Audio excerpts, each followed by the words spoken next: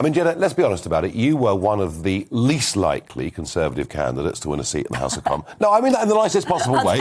Not because of your ability, but because of the seat and the background of the seat of Bishop Auckland. And your election was one of the really big handful of surprises that took place on that night back in 2019. And you're there because the North East voted for Brexit and Labour had turned their backs on those people and they hadn't changed their minds, and Boris was there saying all the right things.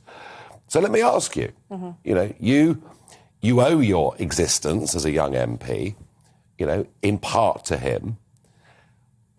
Do you think he can turn this round? Do you think he can bounce from here, or is the party over? Well, I'd argue with kind of your premise. I'd say that I owe my existence in Parliament to my constituents.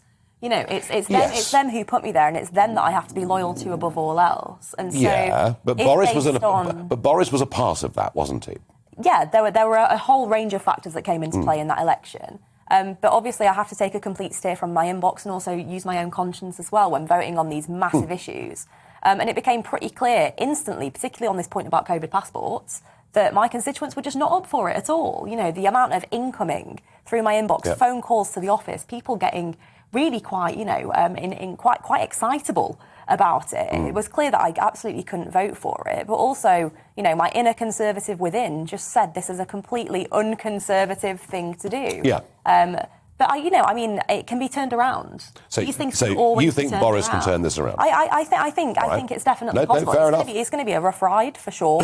I think they're going to have to be some serious changes at number 10, and we need to rebuild that trust because at the moment the trust amongst the public is not really there.